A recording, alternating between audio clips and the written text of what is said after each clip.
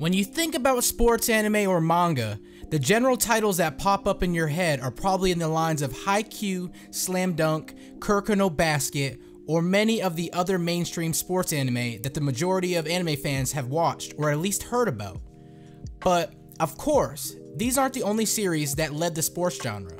For decades, ever since September 1989, a legendary sports manga called Hajime No Ippo has been continuously going on. And over the years, or should I say decades, this manga has properly established itself as a timeless classic.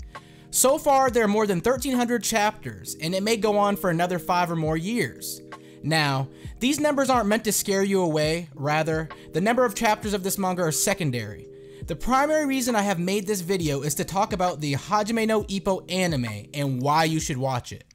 After that, it's up to you if you want to further immerse yourself into this series by also reading the manga. Well then, shall we begin? Hajime no Ippo is a series that revolves around boxing and the idea of fighting spirit.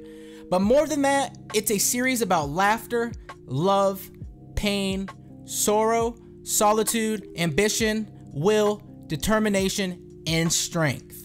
It is a heavily character-oriented, and once you get immersed into the story, you'll start developing an emotional connection with the characters. You'll often find your blood boiling as you witness the absolutely jarring display of sheer strength of will and determination, as the characters outdo themselves in a desperate attempt to not only survive, but also dominate the competition. The question, what is true strength? Is one of the underlying themes, and in more ways than one, this story is also a coming-of-age story of our protagonist Ippo, as he continues to pursue the meaning of strength and grows, both as a person and as a boxer. Alright, let's talk a little bit about the plot and how the story starts. We have a student named Makinochi Ippo. He is a kind boy who helps his mother run the family business by shouldering a hefty amount of workload. It is also because of this that he failed to have a proper high school life and ultimately got subjected to bullying. He often has to run errands for his classmates. However, that's not all. The constant bullying was messing with his self-esteem, and his work-life balance was also falling apart. There have been many instances where Ippo wanted to change himself and his circumstances, but didn't have enough will to do it. That is until one day, Ippo is in the middle of getting beaten up by his classmates over a silly reason, and they even go as far as to insult his mother, but he was powerless. Even though his mother was insulted, he couldn't do anything. Fortunately, a man named Takamura steps in. He takes care of the bullies without even touching them.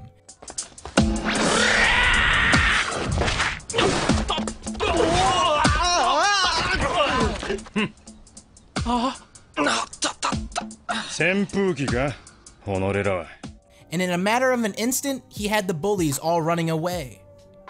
Ippo is saved, but because of all the blows he took, he faints. He is then brought to the gym where Takamura trains. When he wakes up, he is mesmerized by the surrounding environment. Of course, this also made him anxious. But before long, Takamura places a photo of one of the bullies on a punching bag and asks Ippo to punch it. Ippo does it. He clenches his butt cheeks, focuses his strength, and then bestows a massive punch on the punching bag, thus in turn discovering his latent potential for boxing. He decides to take up boxing, but Takamura was in doubt about Ippo's determination. He gives him an impossible task that Ippo must complete within 1 week if he wants to seriously pursue this sport. And just like that, Ippo's road to becoming a new man was finally paved. The desire to change his life will indeed change his life. This is still just the starting point of the story, the basic premise. It lays down the foundation for the story, and from there on out, it only continues to evolve. The introduction of rivals and their motivations, not just as boxers, but as individuals, are astoundingly well portrayed. There is a certain layer of depth to even major reoccurring characters. What is and what's not true strength? And how does this differ from individual to individual? The story consistently explores the idea of strength and what it means. You see, the characters grow and evolve firsthand, but of course, in a boxing ring, there can only be one winner.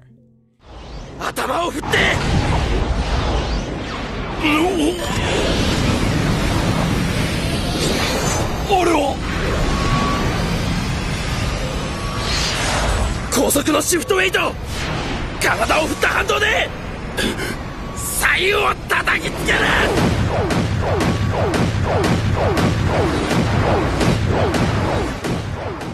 There are times when seeing a character struggle hypes you up for the storm that is about to come, and yet there are also times when it's heartbreaking.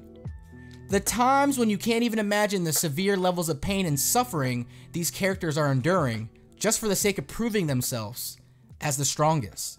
I am not exaggerating, guys. The way this story narrates struggle is menacing. Another thing to note is that even though boxing isn't an individual-oriented sport where it's just you and the opponent, that's still only what's on the surface, because when you are standing in the ring, there are a lot of other things riding on your shoulder.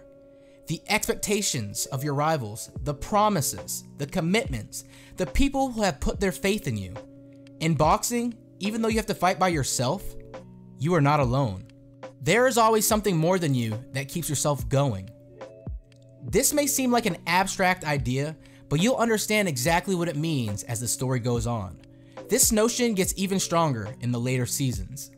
Talking about the other prominent aspects of this show, the comedy is not to be taken lightly. Since the source material is from the early 90s, the jokes can be quite refreshing, but oftentimes they can also be fatal for your stomach.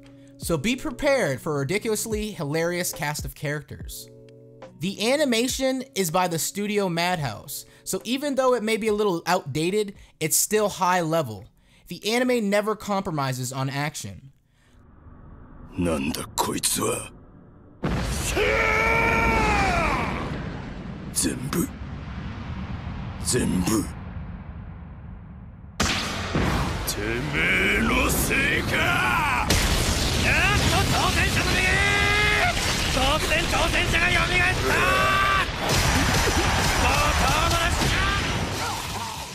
Concerning the audio aspects of this show, the opening and ending songs are diverse in the sense that some of them are made to make you feel nostalgic, while some of them are there to hype you up for what's to come next.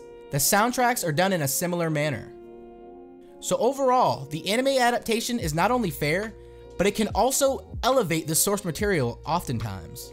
Now, the gap between the 3 seasons is fairly long. The first one ended in 2002, the second one came out in 2009, and the third one ended in 2014. We never know when we may get the next season, but because of this considerable delay in the production of each season, the Hajime No Ippo fanbase has sort of gotten overshadowed by the numerous new anime and sequels we get each season. Be that as it may, there's still a lot of fans who have been following this manga for decades, so once you get into this franchise, you'll see that despite no news of a sequel for such a long time, the fanbase is still there, and they are enjoying the source material as much as ever. So there you go, guys. These are my thoughts on Hajime no Ippo. It is a well-paced, heavily action yet character-oriented story that not only hypes you up, but also drops wisdom bombs every now and then. It is not underrated, but the glory days of this anime are long gone, and that's why you don't see many people talking about it these days. If you don't mind long-running stories, you may hit the jackpot with this one. Alright, now I'm very interested in hearing your thoughts about this anime. Are you planning on watching it? Have you already watched it? In that case, what do you think of it? Feel free to go wild in the comments section down below. Press that like button if you enjoyed the video, and subscribe to the channel if you're interested in more videos like this one. I have a separate playlist of similar why you should watch videos with different titles, so if you're looking for recommendations, you can check it out. Well then, as always, I'm the Bearded Saiyan. Thanks for watching. I'll see you in my next one.